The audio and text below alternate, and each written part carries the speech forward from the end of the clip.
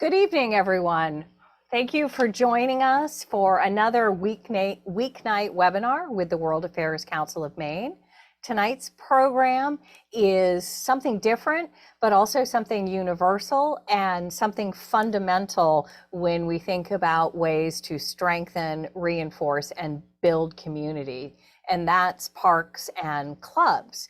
We have with us tonight from Juarez, Mexico, Mr. Daniel Zamarron, who is the Parks and Gardens Director in Juarez. And Daniel is with us because he was just here in Maine, actually, at the invitation of my colleague, Kirsten Brewer, who will be our moderator this evening. Kirsten is the Climate Corps coordinator with Volunteer Maine, which is a state agency that works to address Maine's most pressing challenges through volunteerism. Kirsten was able to bring Daniel up here to Maine to the Maine Volunteer Leadership Conference this summer through a wonderful program called Alumni TIES, which offers small grants to alumni of U.S. citizen-funded exchange programs. It gives them the opportunity to deepen their knowledge of specific issues and regions.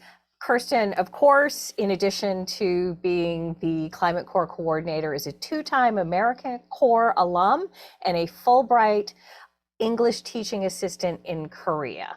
And Kirsten will tell us all about how she and Daniel met, but I want to thank both of you for being here tonight and sharing your experiences and knowledge with us here at the World Affairs Council of Maine. Before I do that, however, I do want to take a quick moment to thank our sponsors, Bill Hall, Andrea Hester, Pat Finnegan, Flight Media Company, and our partners at the University of Southern Maine, particularly Alan Wardwell, who handles these webinars and gets them set up for us, and of course, Alumni TIES. I thank the audience for logging in. We look forward to seeing your questions. Kirsten, thank you for being here tonight and for bringing our guest. I'm going to turn things over to you. Great. Thank you, Allison. Thank you, everyone, for joining us. I'm very pleased to introduce my colleague, Daniel Ivan Zamarron. We did make a connection last spring at an Alumni TIES seminar in Santiago, Chile.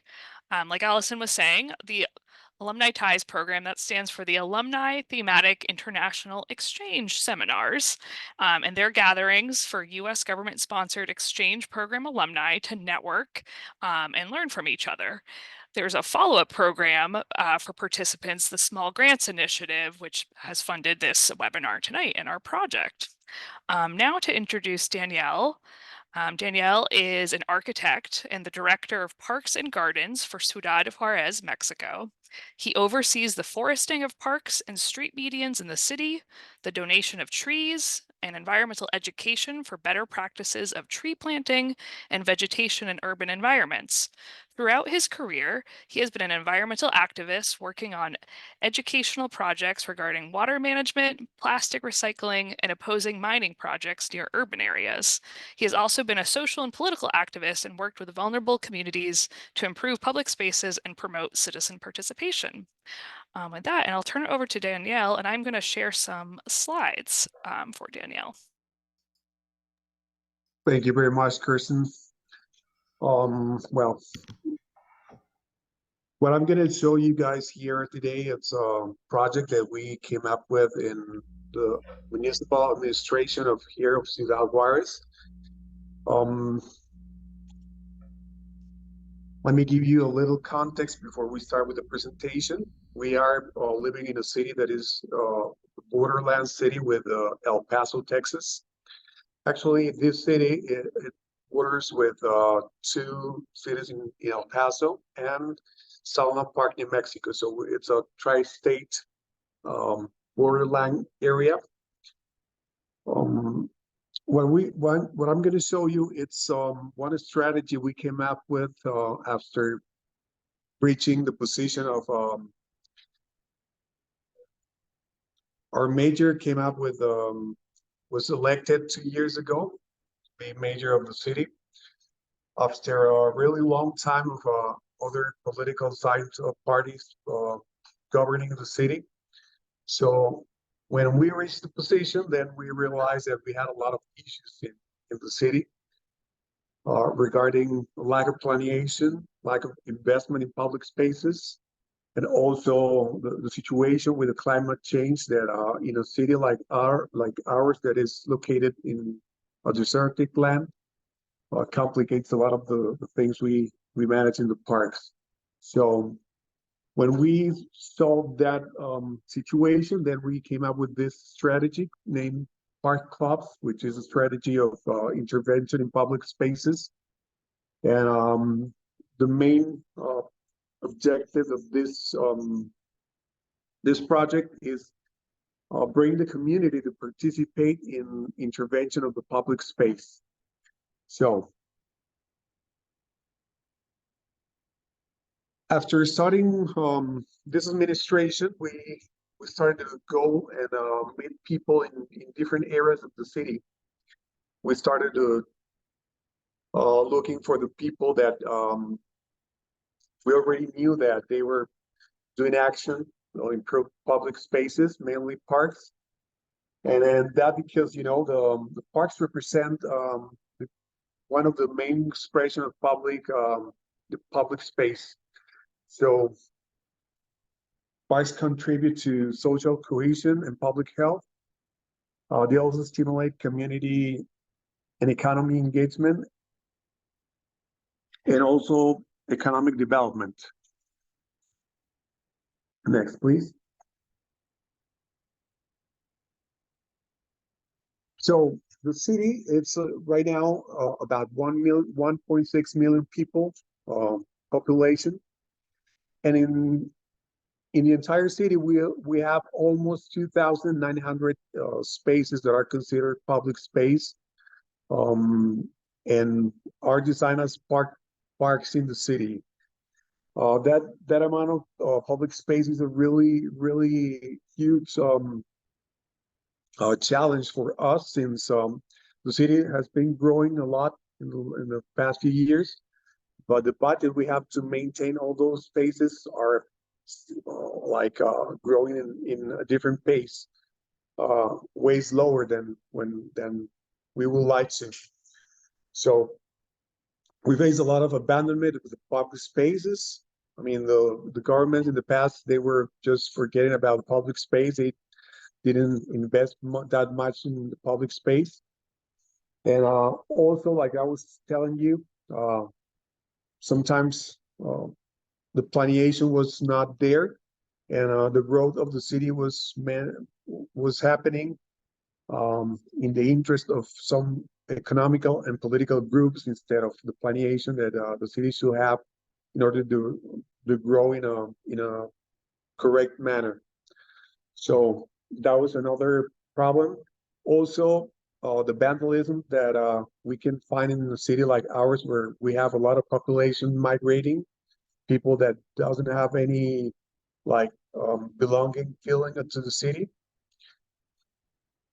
And also, like I was telling you, the soil is not that rich in this area, since it's desertic land. So to grow trees and vegetation, we have a lot of complexity. Next, please. In this slide, I can show you the magnitude of the challenge. That space that you can see in the picture, it's one of the places that should be a park, but the people developing the houses, they only made the houses and then the streets, but they forgot to finish with the parks and the public space. And because of the lack of control of the governments in the past, the public space got like that. So what you can see in the image, it's a small space by the street, that it's a space that it's intervened by the community. They use tires that are wasted in the city, and then they start doing these small spaces in order for them to have a little garden there, and then they cultivate plants and things like that. But around that spot, you can see almost nothing but wild vegetation growing. Next, please. The current state of many parks, there are some parks that are already like forested. They have trees, they have playgrounds, they have some urban equipment. But a lot of the times, since we don't have the capacity to give them maintenance in a programmed way, a lot of people use those parks to dump garbage and as you can see, like dump any kind of or residue they have in their places, and then the parks get contaminated with debris and garbage, and then the public space gets very, very messy. So those are the problems we're facing in a regular basis in a city like ours. Next, please. So with the understanding of the great complexity that we have in this town, we created this program to encourage voluntary community participation. So that is because we know that there are so many people in the city, as we know that a lot of people doesn't care very much about the public space and make a lot of actions that go against the good situation of the space. We know that there are a lot of people that takes care of the parks and try to plant trees to improve the situation of the park. So in that regard, we started to look for all of those persons in the city, and we start this program to change the public space and do it with the participation of the people. Next, please.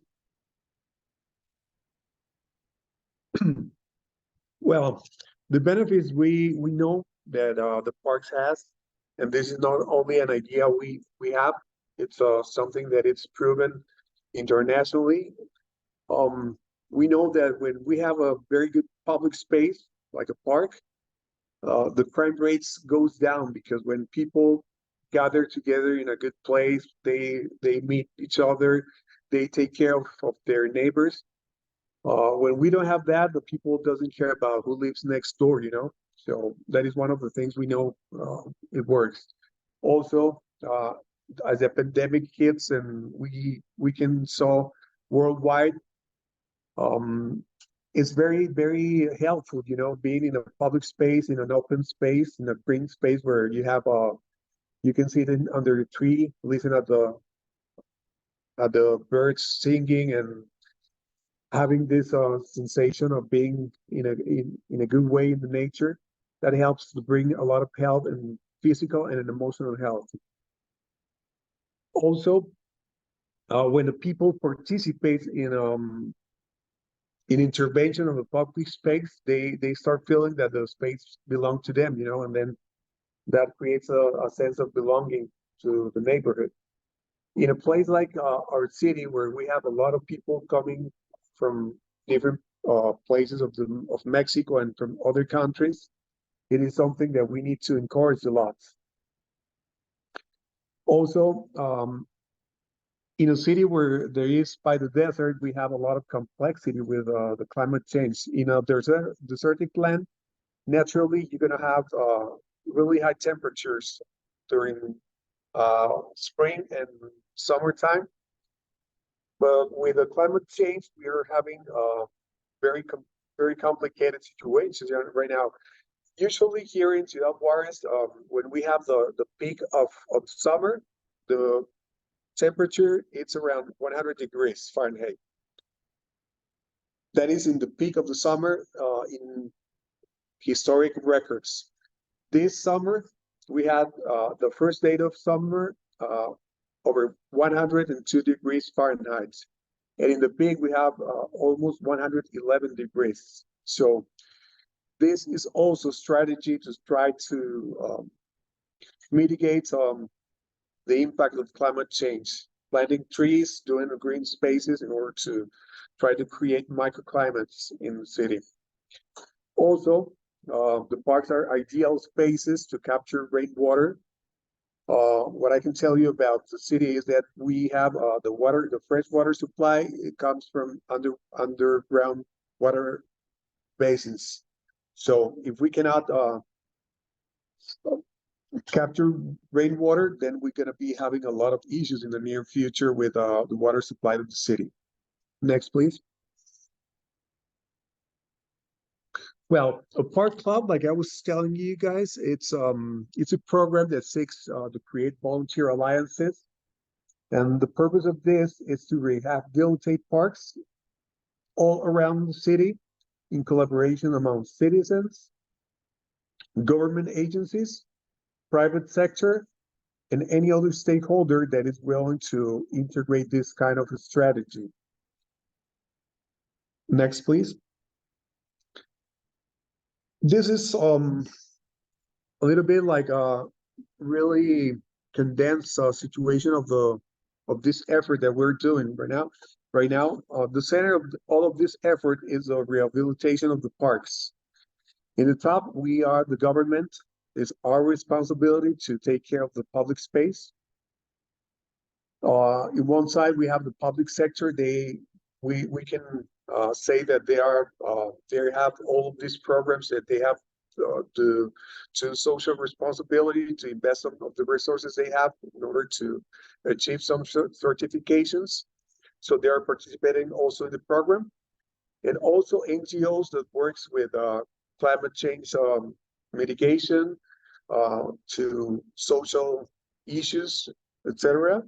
And then in the bottom, it's the Parks Club, which is the community doing the participation, and they will be giving us information for what is that they need in the space, what is that they want. And with that information, we're going to be intervening the space. In that image that you can see right in this slide, you see that we have a lot of participation of the citizens, and a lot of them are children, which is very important because they are going to be the citizens of the future. And if they start in an early age participating, realizing that it's very important, the participation of the people in the public process of improving a space, they're going to grow in a different way, taking care of the spaces, not vandalizing or destroying the public spaces, in this case, the parks. Next, please. This is the Parks Club route. I gotta do it really fast. The first thing we do, it's having the people getting in touch with us. Sometimes we do get in touch with the people to start the process. After that, we arrange a meeting in the parks. At this point, I have been in 2 years, I have been in about 200 different parks, meeting people, doing a lot of information gathering. After that, we visit park. We have the meeting. We create the park club. We give them an identity, and also it is a neighborhood assembly. The people of the neighborhood is the one that is going to give us the information we need in order to start deciding something. In this case, a park. After that, we do the diagnostic. That's the reason why I have been attending so many spaces in the city. One of the comments that I have a lot in these meetings is that they never had director of the city hall going to their neighborhoods. So that is something that it's been giving me a lot of satisfaction, because I know that I can do at least a little bit of change of the situation of my city. In those visits, I can go and take pictures to have some notes about what is going on in the space. And then in that case, I can have some basis to start a strategy. We have different phases in order to intervene in the public space. Sometimes the parks already are well consolidated. I mean, it is a real park with a lot of infrastructure already.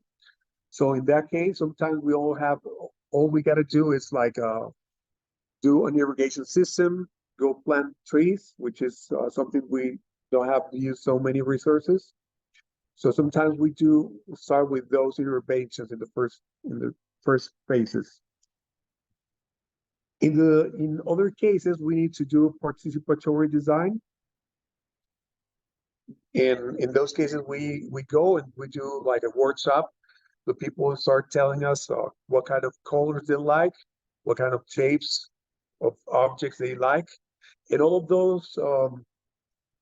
of that information help us to start designing a space that meets the needs of the people. Once we have all of those meetings, then we hire a designer. We have like a understanding with a college of architects. So we've been delegating the projects to the architects of the city, and they have the responsibility of designing the project, attending what the people ask in the workshops we did before. After that, we have different type of funding. Sometimes private sector give us resources in order to start doing the renovation of the parks. We also have some funding from our municipal governments, and state and federal governments. They all also have some sources of income to invest in the parks. Before all of this starts, I mean, the improvement of the park, we have to go back to the parks and validate the project we designed. This is something that I recall one of the first moments we went back to the neighborhood to show one of the projects we designed, and it was like being on a Christmas day with the people in the park. They were so happy, like if they were receiving a lot of gifts, you know, because they never had anybody from a government going to their park, and now they not only received our visit, but they were listened, and then they had this beautiful project that is becoming one of the main projects we're going to be building in this near future.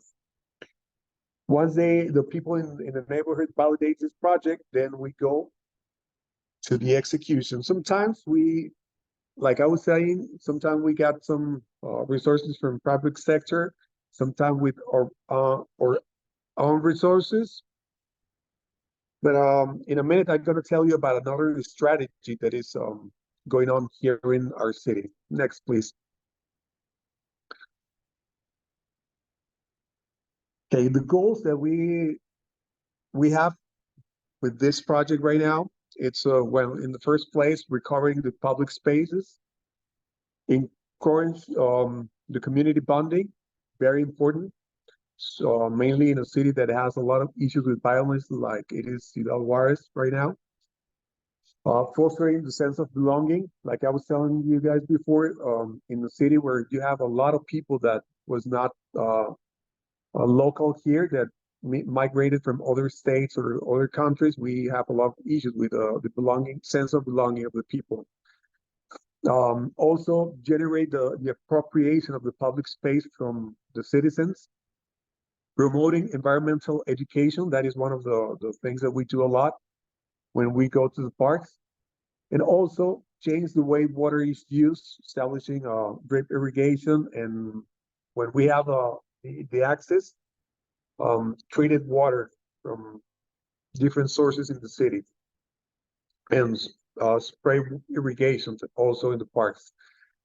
On that picture, you can see is one of the the good parks we have here in the city, and what you see there, it's right now banned by my direction. You know, the planting so much turf in a city like this is not isn't something that we cannot afford really, because we have a lot of issues with the water. So we're changing that. We're using another kind of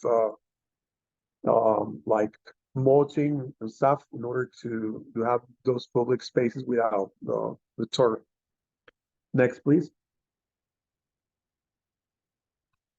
Well, here is one of the, in this slide, you can see one of the phase one parts that I was telling you before. Once we generate the diagnosis of the space, we start by cleaning the space. Sometimes we have like in one of the pictures I showed before, a lot of contamination, debris, trash, a lot of contamination in the park, so we gotta clean it. We gotta remove dry trees. We have that issue, like I was saying, because if we don't have irrigation system, sometimes people cannot go and use like bottles with water to irrigate the trees, and then the trees goes down really easy in a context so harsh like the one we have here in Juarez. So once we take off all the dry trees, then we start installing irrigation systems, and then we do soil improvements. In the picture you can see right there, you can tell that the soil is not really that rich, you know. It has not that much nutrients. So before we gonna be doing the plantation, we gotta bring some compost soil that we generated before, and then we give the tree base a good base for the planting. So after improving the soil, we do the foresting, and then once we've done the irrigation system, the planting of the trees, then we come with the playground and the urban furniture installing. Sometimes we only repair the one that is already in the park. We repair the ones that are broken, then we paint them, give them a good hand, and then the park has another situation after that. Next, please. Here I can show you one of the situations right there in one of the images you got there. You'll see one of the participatory design processes. You have the people of the neighborhood going over some plans we had in that moment. They are choosing what colors they like for their space to be like painted. The forms they like, if we're gonna redesign the space. And that is something that help us a lot when we go back to the park and show them the project. Most of the time they are really happy with what we design. We don't have that much corrections from the people. And in the other picture, it's something very interesting that we've been looking at with this process. Since we have really scarce resources for the interventions, we found out that a lot of people in the parks, they say, you know what? I can weld the playgrounds. I can like do the masonry to install the benches or the tables we're going to be installing in the park. So we have a lot of participation for the people, and that is what we need in order for the park to maintain that good looks once we finish with the intervention. And that is happening a lot with this, you know. Next, please. Well, here in this slides, you can see one of the designers, one of the projects we were working on. This is a linear park that it's in the border of an irrigation canal. So the people in there were looking forward to improve the lands that are in the side of this canal, and then they can have a space to go walk around and have activities in an open space. As you can see, it's really interesting to have this space that is almost abandoned, and then this space becoming a really nice park where people can go there with their pets or with their bike or whatever. Next, please. In both phases, it's central. It's central community participation. This strategy is not only because we have limited resources, but because when we have the community participating, they take care of the space once we are out of this intervention, you know. Even though we have to keep the maintenance of the space, sometimes the people does this maintenance for us. And that strategy help us to maintain other spaces in the city where we don't have that much participation of the community. And the next, please. This slide that you're looking at, it's a photograph that I took in Kennedy School of Business of Government in Harvard. And it's something that we've been doing for almost 2 years now that we have been in public service. But when I go there, the Harvard School, which is one of the most prestigious universities in the world, and I see this picture, I say, okay, I'm in a good way. I'm validating myself to looking at this kind of situations. Next, please. And it's very true, you know, when the people get something that it wasn't like they didn't pay anything for it, then they don't care about it, you know. And in the opposite, when you gotta work a lot to get something, once you get that something, then you take care of it and try to do good use of it. So this is a part of the municipal plan. What that image is one of the meetings we held in one of the parks, and the objective that we're looking for is to make the people, empower the people to understand that public space is something that belongs to no one but to everyone also. And in the case of the people in this meeting, they understood that with their participation, the space in this case, the park is going to be way better than if they only go there to walk or to do activities, which is what the space is done for. But if they participate, they're going to be keeping this space in a very good manner. Next, please. This is the other strategy we have here in the city.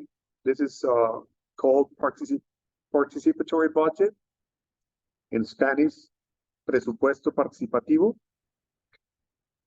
It was like 6 years ago, the state modified the law, and then they established that every city in the state must assign 5% of their annual budget for projects that are proposed and voted by people. So the people can go there and say, you know what, I want to renew my park. All they got to do is gather 50 people to sign this petition and then enter the contest. Once they are in the contest, they have to do like a little rally to campaign for the project. And then if they get enough votes, then the city hall must do the project. So that is one of the sources that we have been using a lot to fund the interventions we're doing in the city. Next, please. So in this case, we have this image where we are addressing specific community needs. In the center, you can see the parks, and in the left, you got the park clubs. In the right, the participatory budget, I'm sorry, that comes together, and then we have parks renewal. I can say that it's not only for parks, you know, if you want to improve the situation of the street, the illumination, public illumination, lights in the city, etc. We have a lot of different kind of projects, but parks is one of the most popular in the contest.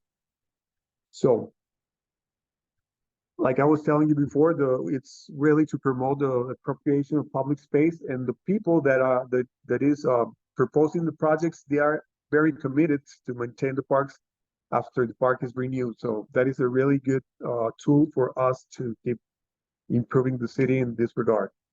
Next, please. Well, here you got some images of all of those meetings that we've been doing all over the city.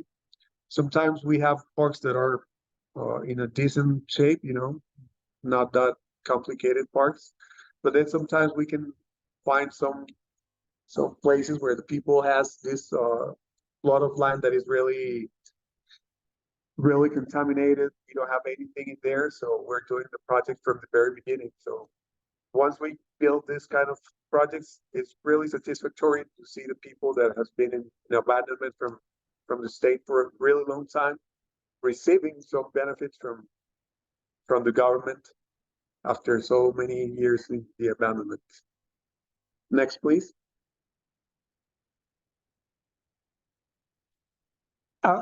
Once the process it's over, then we gotta explain to people what is the process for them to follow up the building of the park, explaining them what are the responsibilities they must take.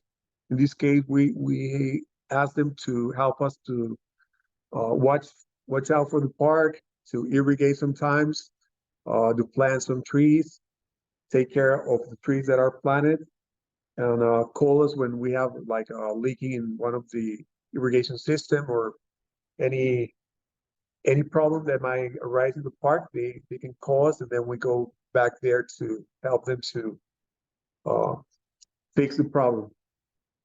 Next, please. So far, we already have like 110 clubs in parks around the city. And that image, it's important. As you can see, the city, it's has that shape that you can see.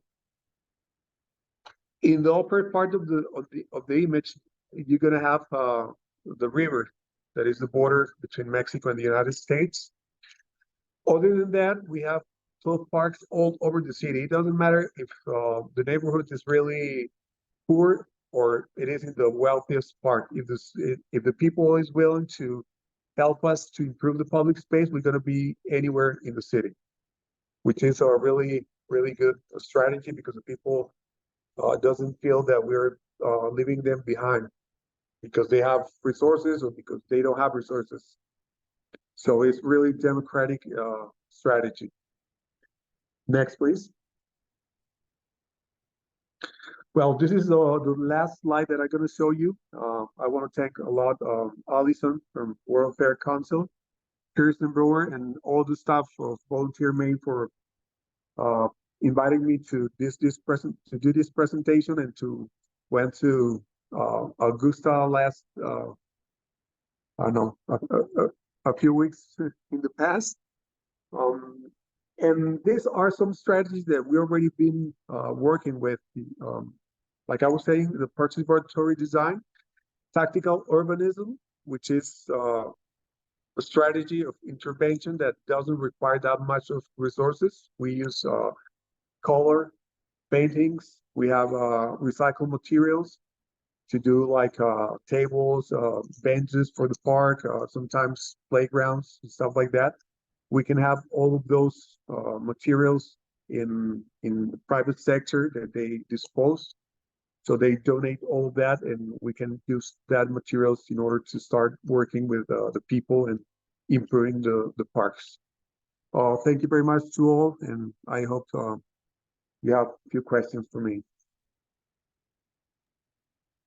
Thank you, Danielle. That was wonderful. I've heard your presentation before, but I always learn something new, and I'm reflecting and inspiring on the connections between Maine and Mexico. And I'm curious, it's now 2 months actually. It was October, your visit up here to Maine for our conference, and an opportunity to visit some parks and see and meet different folks in Maine. What was your impression? Any thoughts on your visit? Well, it was really interesting. I mean, I got here at the border my office right here where I'm right now, it's like less than a kilometer away from the border. So I can go walking across the bridge and then I'm gonna meet some parks in Texas, you know. So it's not that new for me to know the public spaces you guys have there. What I know is we have a really imbalance. I mean, you have this level and we have this level in the public spaces because you have a lot of plantation, a lot of maintenance of the spaces. And well, it was a really good experience to see. We were in Portland looking at some parks, and the strategies they use there to intervene in the public space. So it was a really nice experience to learn a lot from the visit. And for that, I thank you very much, Kirsten. Yeah, it was really affirming on the visit with the City of Portland Park staff. Their department's a little different. They're also responsible for recreation facilities in addition to parks and gardens here in Portland. But the process they've gone through to redesign the park and now the public pool at one of the city parks in Portland, it's really similar. They talked about the staff coming in, meeting with the neighborhood association, getting feedback, hearing from, parents and what they need at the public pool in the summer, and then other folks saying, this is great, please don't move the community garden, keep that where it is. And then showing the designs and going through there. And that really is very similar to your model, which was neat. Yeah. Um, I actually have a couple questions. yeah, If- yeah. This was really inspiring, and so as all my audience knows, I lived in the Middle East for a while, and seeing your slides brought back some memories. I'm wondering if you have sort of the similar dynamic where the municipalities have very limited budgets, public spaces are not well developed, and people, citizens, residents don't see those spaces as belonging to them. They don't see them as something that is for them. And so they become, you showed one of the slides, they become littered, they sort of become places that just pass through. um do you feel like this creates a sense of ownership? Because I know, as you said, we have lots of parks here and we grow up here with parks just being something that we understand instinctively that we have ownership in, but they're also something that, we would want to have ownership in because of the resources that we have. Did you find that going through this process gave people in the city a sense of collective ownership of the spaces and pride? Yeah, actually, that is one of the main the main points we're trying to make people understand, because unfortunately, when you maintain the people in ignorance, it's easier to rob them, and that is what a lot of governments in the past here in Mexico did. So we're trying to change that to make them understand that the public space belongs to the people. Mainly when you have the park in the neighborhood, I was saying that we have 2,900 parks. The city across the river has like 300, and it is like about 80% I mean, of the amount of territory they have. What they do is they make these parks that are for like 10 neighborhoods. They have a big park.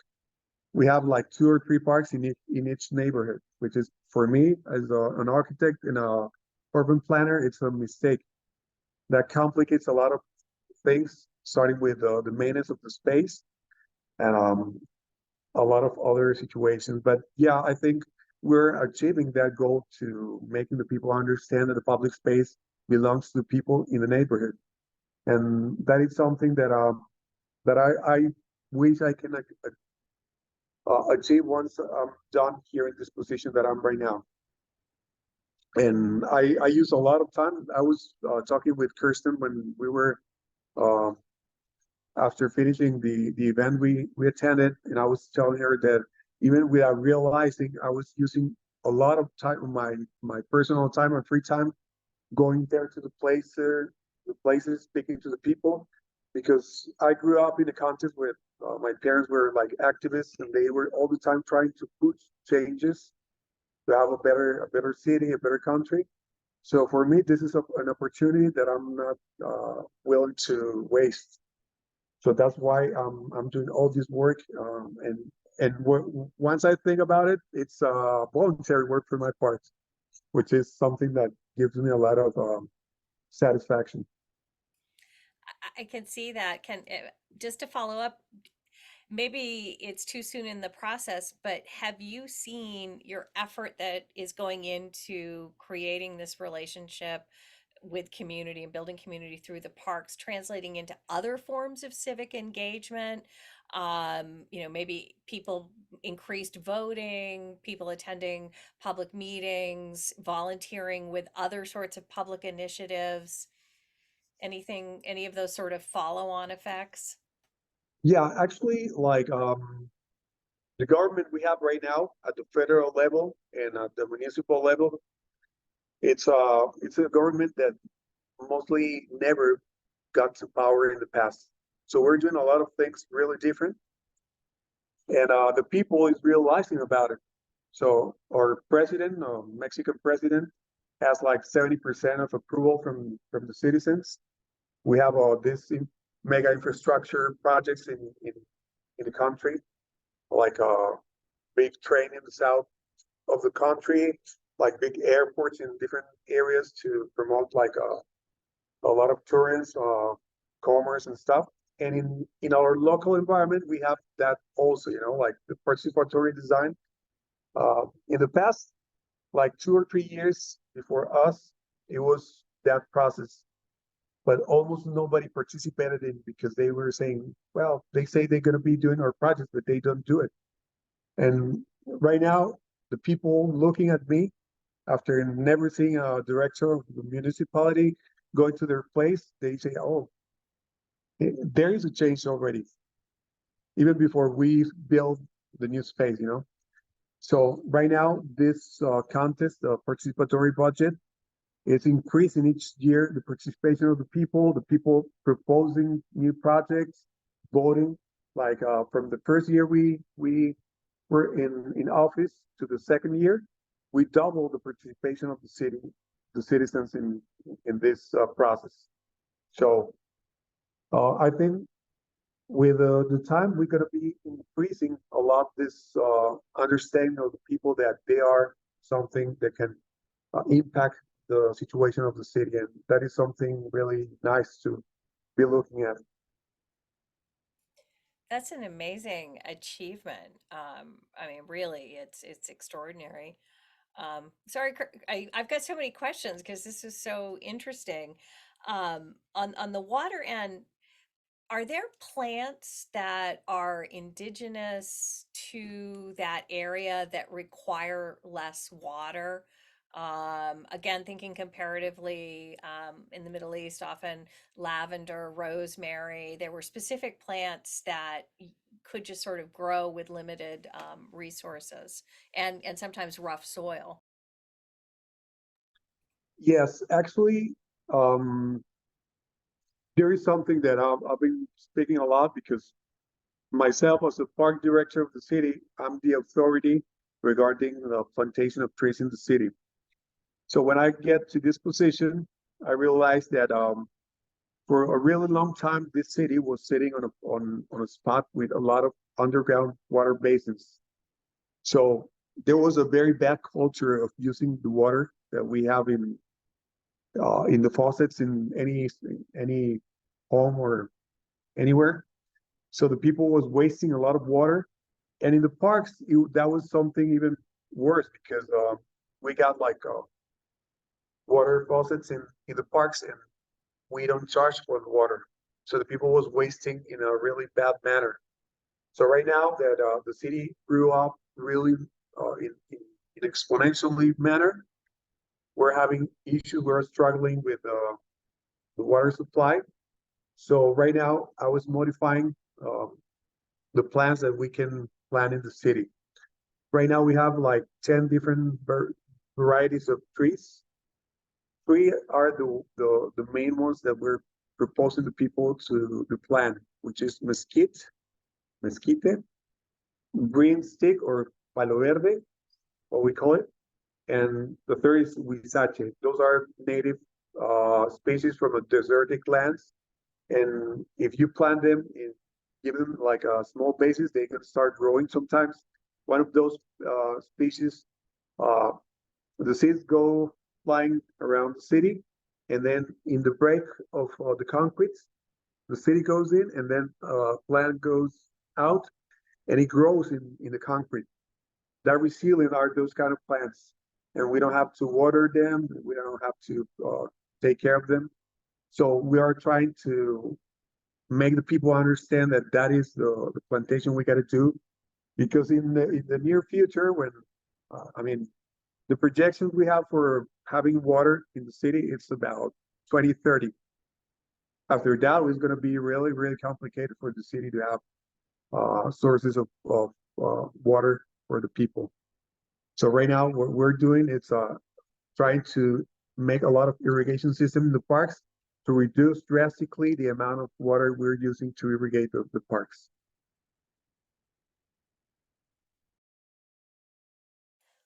Water is very crucial. We've got a couple audience questions. One from John and Karen Saucier. Who primarily uses the parks? Is it kids, families, and do teenagers respect the parks? Oh, thank you for the question. Well, we have all of all of the people living in the city using the parks, mainly the kids, but also youngsters are one of the other people that are going to the parks a lot.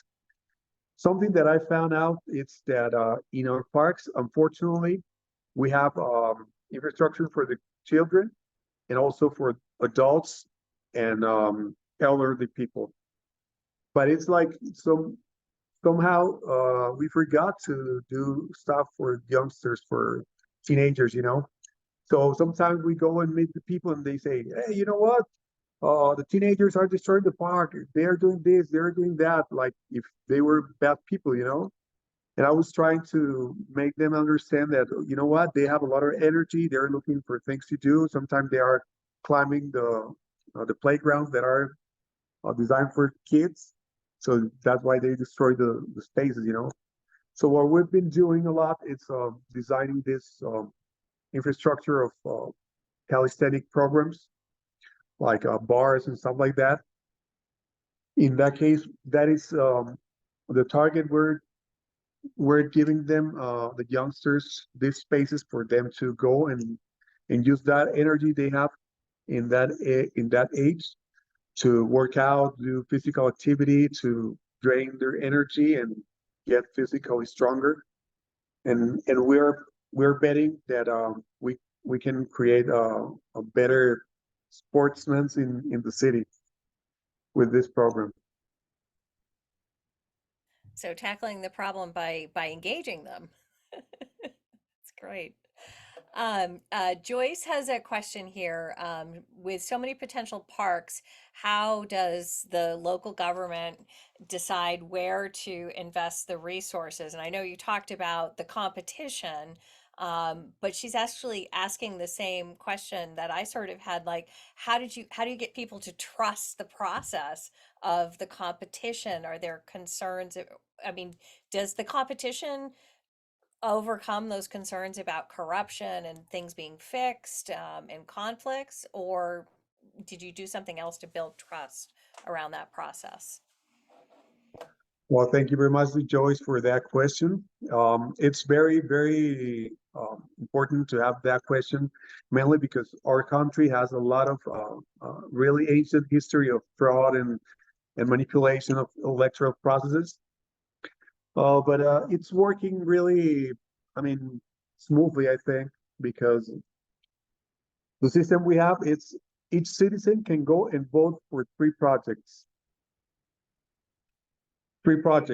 So you go to a voting place, and then they give you opportunity to elect three projects, and it is all regulated by election authority we have here in Mexico. They have system. The voting it's by computer. They show you a screen with the numbers of the projects that are participating, and then the people can go and vote for those projects. So we don't have. I mean, I think that there has been some situations where some people try to take advantage of legal spaces that are in a great area, and then they're doing like bringing people that they are not supposed to be participating to do so. But in general, it's working. It's not that complicated. Regarding the question of how we decide where to invest money, having so many public spaces, basically we're giving the money to the places where the people is organized and it's participating. And the reason for that is that we know that once we invest resources we have in a space, if there's nobody there doing participation, most probable it's going to be the investment is lost really soon. It's going to be destroyed, vandalized, not taken care of. So we do, if people get organized and participate, we're going to be investing in those places. In that case, also we are like giving like a prize for the people for organizing, for participate in the process.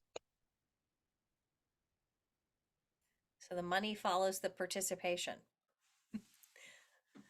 That's great.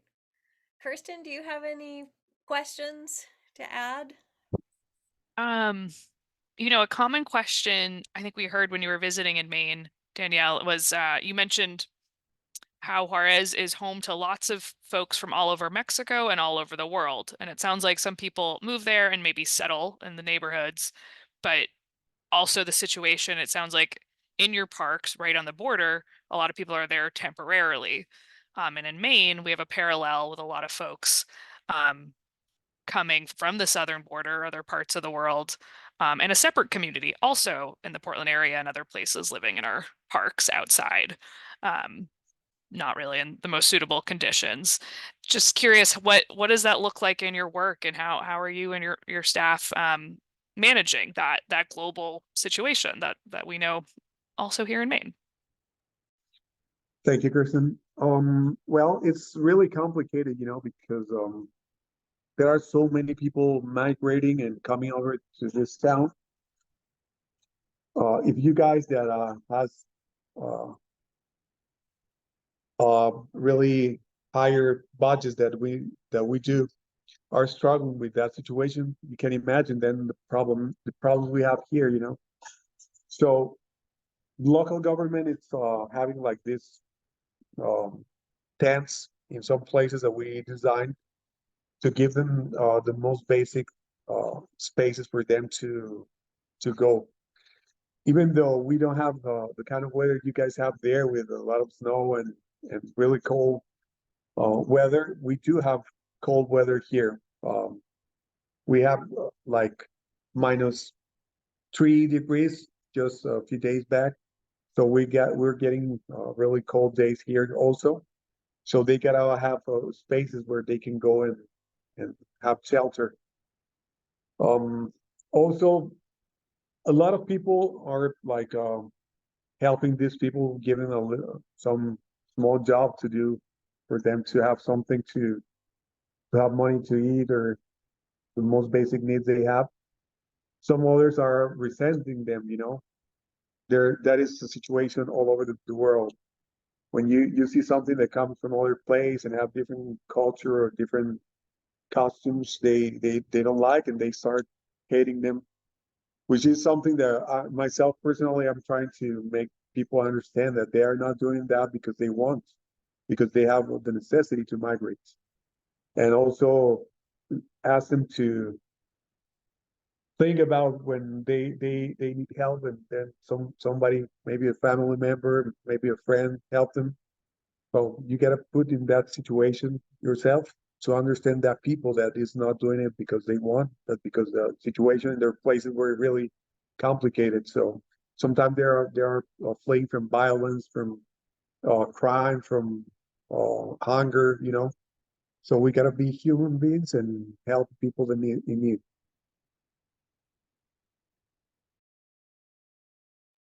Thank you for sharing that. That conversation and situation sounds very familiar in a lot of places in the world right now. Well, it's amazing how quickly an hour can go when you're hearing something that shouldn't feel so unusual, but unfortunately is sometimes, particularly these days, and that's hearing about what's possible, what's achievable, what's been achieved, um, community coming together, and it really is a nice, inspiring feeling. So, Danielle, thank you so much for sharing your achievements and your strategies with us up here in Maine, and with everybody who's tuning in to this webinar. Kirsten, thank you for bringing this story to the World Affairs Council of Maine. It was great for both to have both of you share your time with us this evening. Thank you for coming. Thank you, Thank you very much, Allison. Alison. Very- Kirsten, thank you very much to you and all the staff of Volunteer Maine. Of course, to Alumni TIES and Department of State for making this happen. Thank you. And that was a great lead, Danielle, because of course we do want to thank our sponsors and thank Alumni TIES. This is not only the conclusion of tonight's webinar, this is actually the last program in our fall 2023 programming series for the World Affairs Council of Maine. I think it was a great way and an inspiring way to close out the season. Once again, thank you to the University of Southern Maine, Thomas Mosier, Norland McKee, and Flight Media, and of course our World Affairs Council members. Without your support, we couldn't offer these programs and share the world with everyone here in Maine. So good night, happy holidays, happy new year, and we will see you all in 2024. Have a wonderful evening. Thank you.